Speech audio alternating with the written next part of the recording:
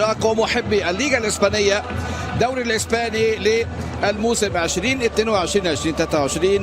في إطار النسخة رقم 92 وضمن لقاءات الجولة 31 هنا في ملعب اللقاء ملعب مونتليفي في جيرونا بشمال إقليم كاتالونيا. هنا جيرونا فريق الصاعد في ملعب مونتليفي ولقاء الدور الأول 1-1 وكرة خطيرة بالكعب حلوة من رودريجو.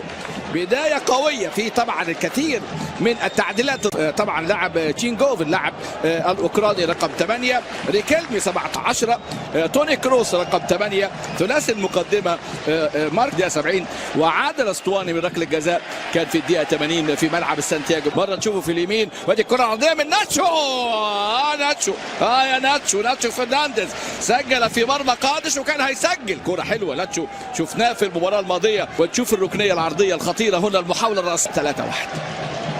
فريق طبعا مدينة جيرونا مدينة تقع المدريد عنده أولويات أخرى والأولوية إنقاذ رائع في اللقطة اللي فاتت. مرة ثانية على طول فريق جيرونا على فكرة من الفرق اللي بتدافع كويس. البرازيل على حساب كان المكسيك اللاعب اللي لعب 5 مباريات النهارده يانكودي اللاعب فالفيردي اللي كان أنقذها أيضا الحارس إلى ركلة ركنية.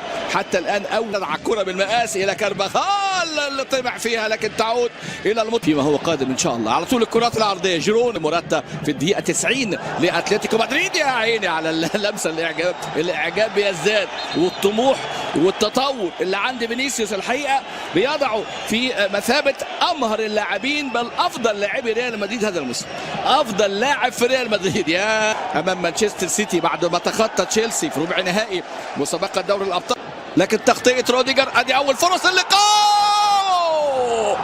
فالنتينا امامنا يا ولد يا فالنتين كاستيانوس تاتي ضربة رأسية أول خطفة في أول هجمة منظمة في الدقيقة 12 يسجل الأرجنتيني تاتي القادم من نيويورك سيتي 8 أهداف هذا الموسم واحد من أغلى